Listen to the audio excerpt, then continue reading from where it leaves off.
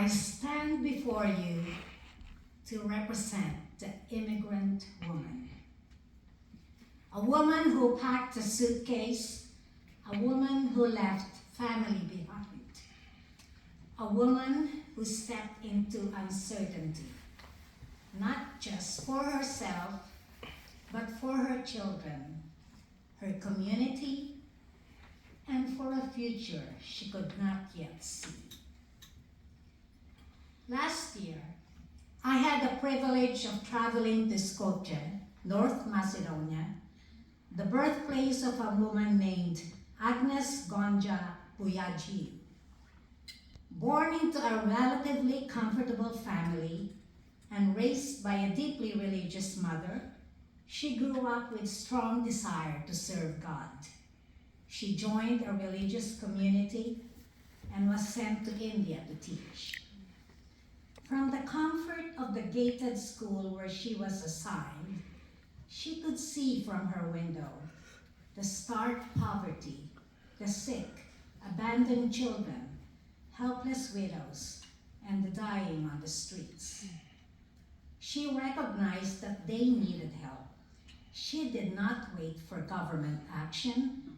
She did not write a manifesto or organize a protest. She is known as Saint Mother Teresa. She took action herself, picking up abandoned children, washing the wounded, teaching the widows, feeding the hungry, comforting the dying. On her gravestone are the words, "Love one another as I have loved you." Her simple solution to peace and joy. A foreigner in a foreign land, she took the first step and continued quietly, steadily, tirelessly. Not before long, other women joined her.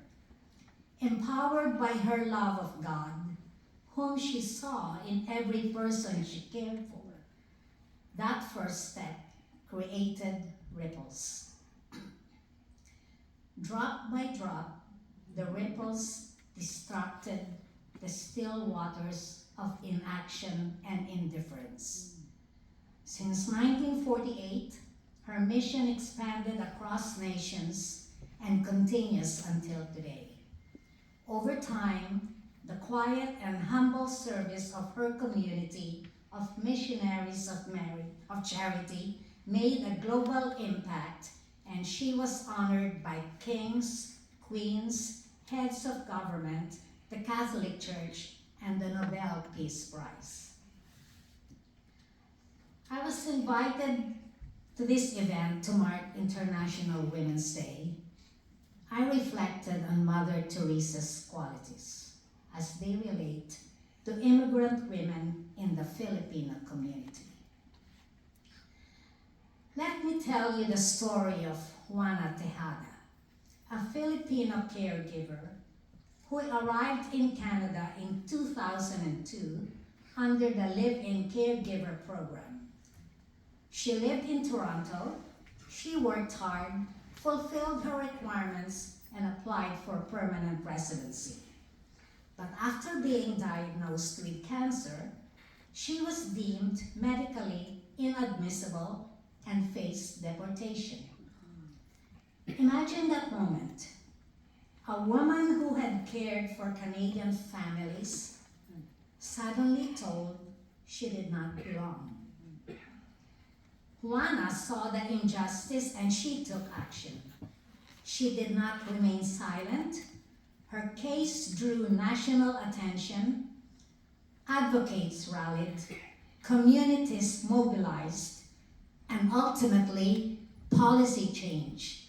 The second medical exam requirement for caregivers applying for permanent residency was removed. Her legacy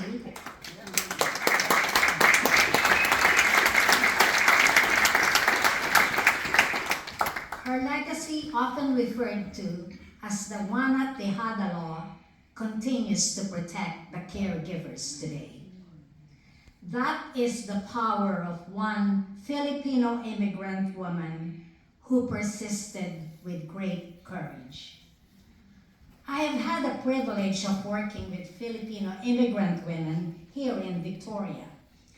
Many arrived in the 1960s as teachers and healthcare givers. Their goal in immigrating was simple: to improve their lives and the lives of their families in a peaceful country. Like Mother Teresa, they worked quietly, steadily, tirelessly. They were not religious sisters, but their faith in God was strong. They cared for the sick with compassion. They taught children with enthusiasm. They worked with loyalty and dedication. In their hearts, they carried homesickness for families and familiar surroundings left behind. They smiled through well-intentioned curiosity and endured, sometimes silently, the stain of discrimination, of accents, skin color, and different ways of doing things. These immigrant women stood shoulder to shoulder to overcome inequity and injustice. Rather than retreat in the face of bias, they met ignorance with grace and pride, sharing the richness of Philippine culture through vibrant fashion shows, traditional folk dances, and the warmth of Filipino cuisine in their workplaces and communities. Every celebration became an act of education. Every gathering, a quiet assertion of dignity. Yet, beneath their resilience was the constant, unspoken pressure to prove themselves worthy. Work harder, excel further, and represent not only themselves, but an entire culture. It is a burden they carried with courage, transforming challenge into contribution and exclusion into belonging. In 1969, they established what is recognized as the earliest continuously operating Filipino association in Canada, the Victoria Filipino-Canadian Association. Their resilience in sustaining this organization for over 5 decades is remarkable. They went on to establish the Bayanihan Community Center, now 25 years strong, to give back to the community in service. The work Filipino immigrant women did through caregiving, caring for children, elders, and families, built something far greater than households. From kitchens and living rooms, they quietly built networks to protect migrant workers.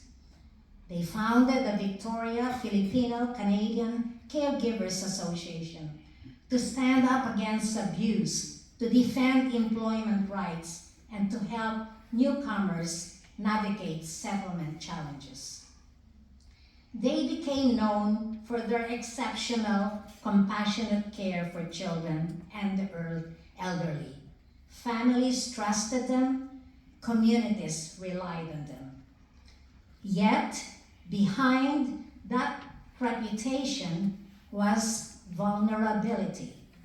Long unpaid hours, low wages, isolation. The very women who held families together were often left without protection themselves. And still, they organized, they advocated, they transformed invisible labor into collective strength. Filipino hospitality workers are known for serving with heart. Rooted in pakikipagkapwa, a deep sense of shared humanity, they treat every guest with warmth, respect, and personal attention. Their natural friendliness, strong work ethic, and spirit of bayanihan create environments where people feel welcomed, valued, and at home. It is not simply service. It is service grounded in dignity, compassion, and pride.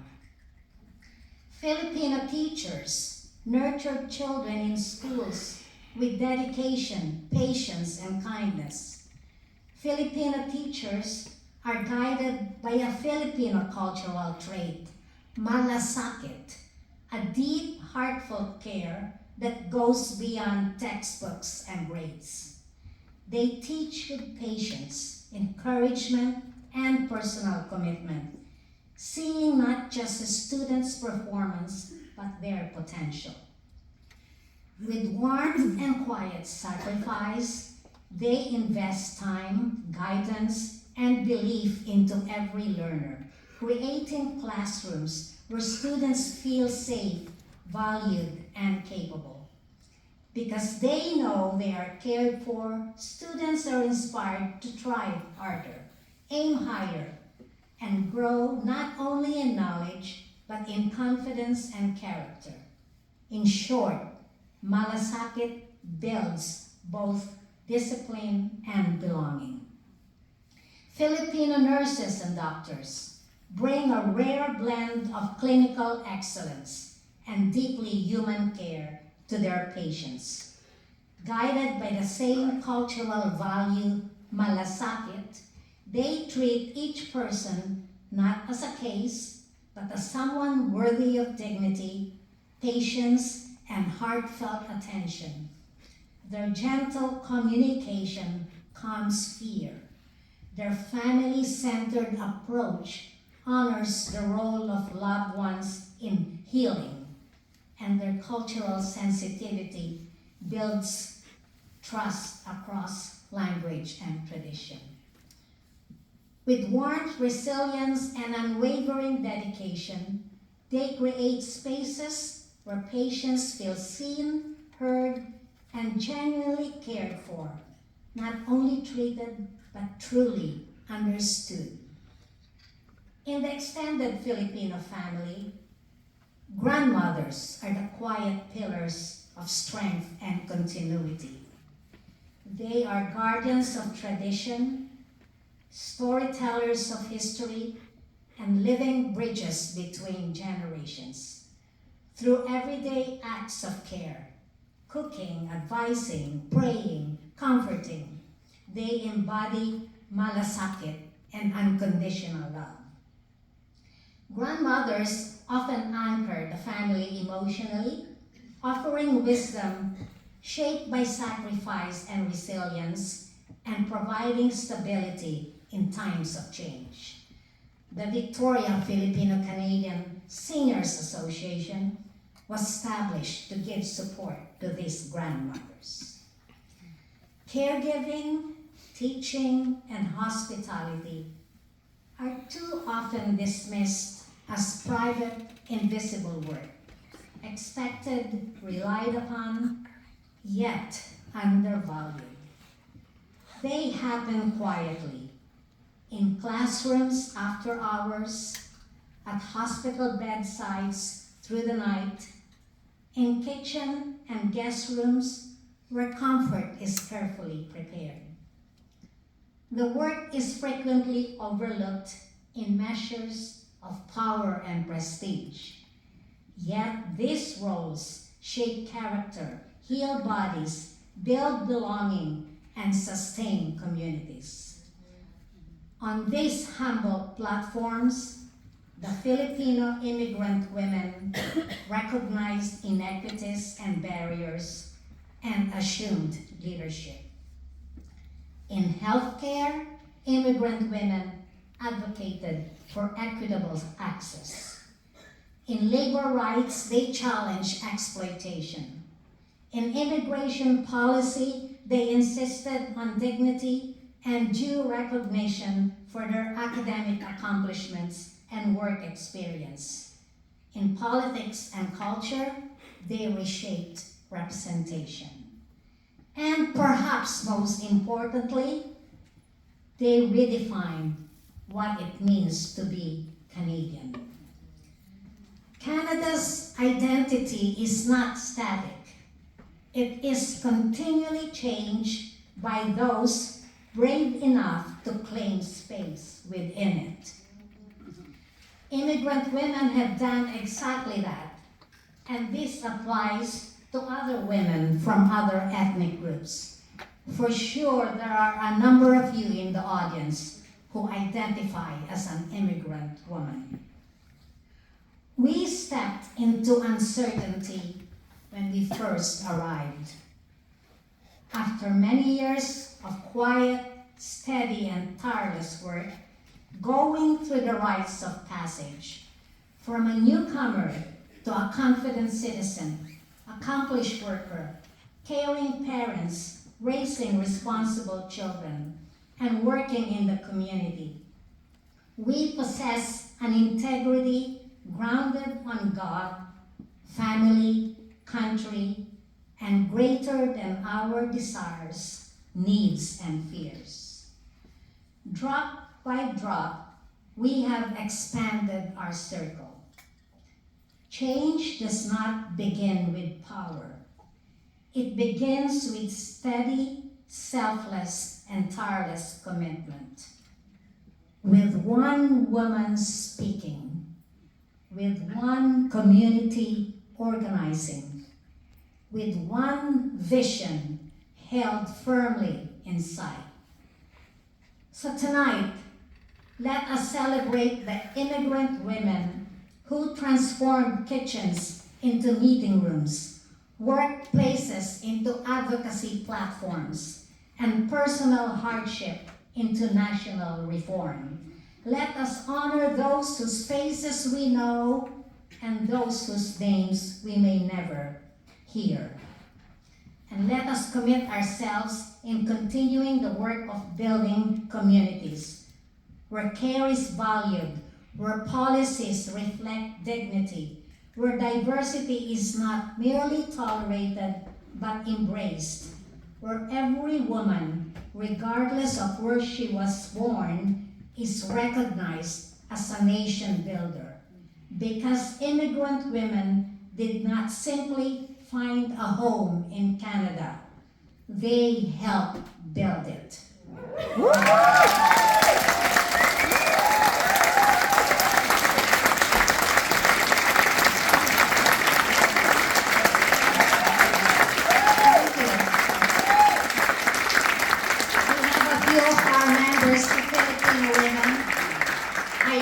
You and you inspire my work. Thank you very much.